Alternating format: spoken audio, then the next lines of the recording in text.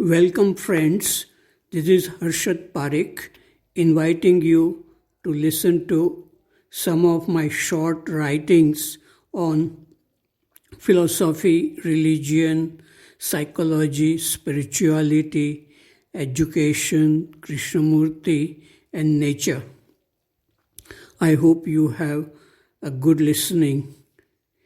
This is audio tape number 30. Article number 178. It is about the restless mind. Today morning, I had a culture class with students of class 7A. I talked about the art of living with health, happiness, and creativity every day. The mind, which is very busy acquiring too much knowledge of various subjects, gets tired if it is not in touch with itself.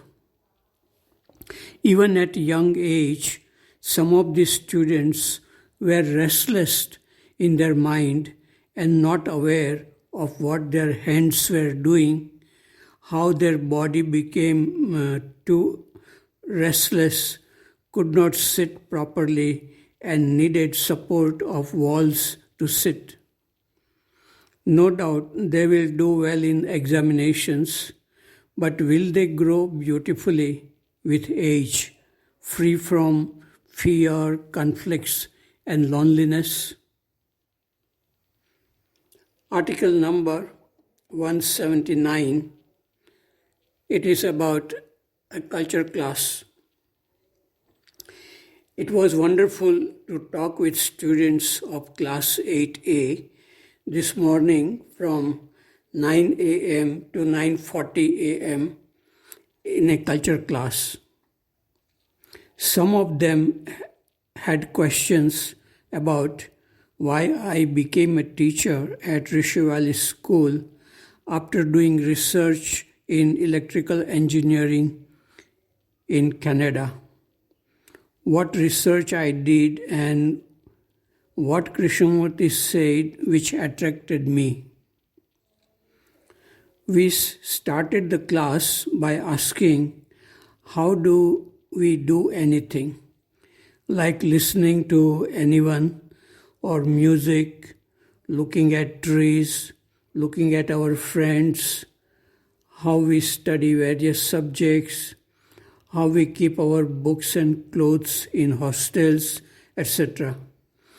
Culture has much to do with everything we do in our daily life activities. Why we get angry, why we get bored, why studying becomes a burden, why we are afraid of darkness, snakes, opinions of people around us, jealousy, etc.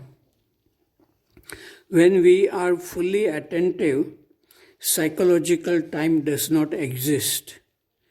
Generally, we are curious about the external world and we are not aware of the inner world of thinking. When we get deeply interested in the inner world, life becomes beautiful and enjoyable. In the last 5 minutes, I played a recorded song, Jina Isi Ka Naam Hai, from Raj Kapoor's film Anari. We also talked about attachment and love. Article number 180. It is about ego and awareness. Krishnamurti spoke and wrote from the view of the absolute. This means when love is, there cannot be hate. When light is, there cannot be darkness. When time is, there cannot be the timeless. When the self is, there cannot be selflessness or awareness. Logically, this is correct, but a question arises in my mind. We all develop a strong sense of self as we grow old and acquire knowledge of the world around us. We are conditioned also to behave in a selfish way by thousands of years of evolution. It is very easy to agree that the sense of the self or ego exists in all human beings. Then, how is it possible to be free from this ego and live in the world of timeless, selfless awareness? It seems to me that time exists in the background of timelessness as clouds exist in the background of sky and matter exists in the background of space and thoughts exist in the background of awareness. The self or ego is not like a heavy stone completely hiding the selfless awareness. Some gaps exist in what is called ego.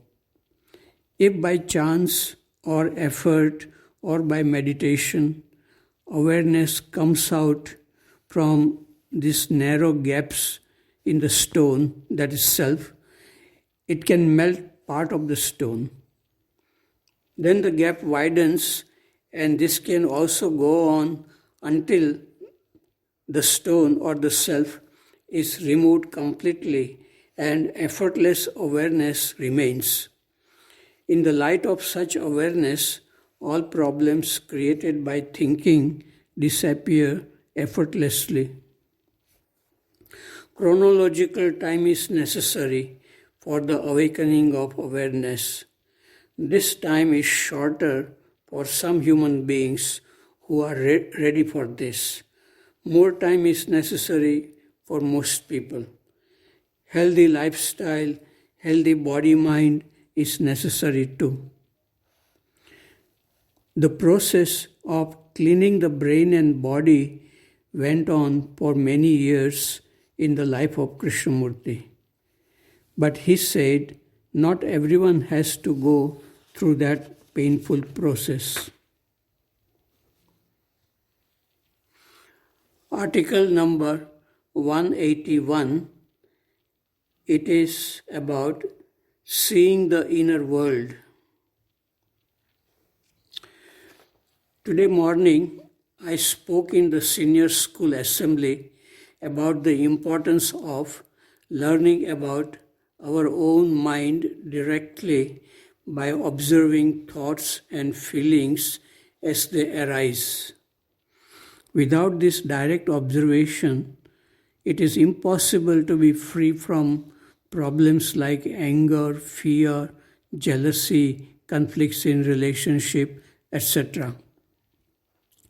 Generally, students learn about many subjects like geography, physics, biology, mathematics, etc., and they gather too much knowledge of the external world.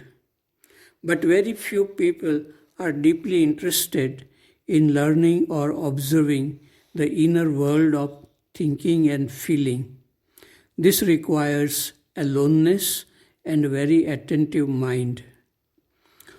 Most people are afraid to be alone, and if they try to look inward, they may see unpleasant things, fear, anger, jealousy, loneliness. This may appear as frightening as snakes. But these snakes are guarding a beautiful, inexhaustible treasure. These snakes are to be tamed, to be understood, and made friends. Then the treasure can be touched. Once a person feels this inner treasure, he will stop searching for outer treasure like money, power, popularity in society, etc. Kabir and Mirabai had touched this inner treasure and they express it in their poems. We sing their poems in our morning assembly. Students of Rishi Valley do well in their examinations and professions, but I do not think they feel the inner treasure in their life. Some of them get addicted to smoking, drinking, and many harmful ways of the world. Fitting into the society is easy, but there is no freedom from problems created by the mind. Krishnamurti said, "It is not a sign of health to fit into the sick society. The society is suffering from competition and greed to earn more." In the last 5 minutes, I played a beautiful song which says that the mind is like a mirror which shows everything we do. We can escape from the world, but we cannot escape from our own mind. When the mind is filled with light, the whole world appears bright and beautiful. Mind is God. There is nothing greater than the mind. Tora Man Darpan Kehlaye, a song by Asha Bhosle in film Kajal.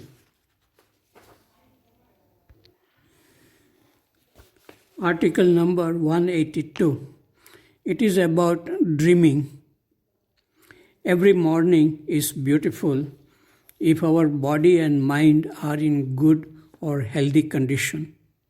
This morning is beautiful with clouds in the sky, mild breeze, coolness, and freshness in the air. Trees look healthy with bright green leaves and birds chirping sweetly. Dreaming can be a source of peace and beauty if there is awareness of thoughts and feelings as they arise. Without awareness, dreaming can be harmful, creating illusions and many destructive activities. Spiders create webs, but they never get caught in their own webs. Human mind creates webs of thinking and feeling, and usually they get caught in these webs in absence of awareness. Many years ago, a friend sent me a Christmas card. On this card, there was a picture of a little girl sitting in a tall chair and holding a doll in her hand and dreaming. The card said, "May all your dreams come true." Some lines started coming to my mind after receiving this card. Spokes of mind turning in wind, weaving a web of thoughts of pleasures unsought. Dream, dream day and night of mountains snow white. Dream, dream day and night of lakes sparkling with light. Dream, dream day and night of a kite's effortless flight. Dream, dream day and night of a child's face bright. Dream, dream day and night of mystery of love and life. Dream, dream day and night of Buddha's clear insight. I spoke in the senior school assembly about the beauty of living, seeing things beautiful, having love for life, and played 2 recorded songs about dreaming. Surmayi Akhiyon Mein Nanna Munna Sapna by Shreya Ghoshal and Yasudas, and John Lennon's Imagine There Is No Heaven.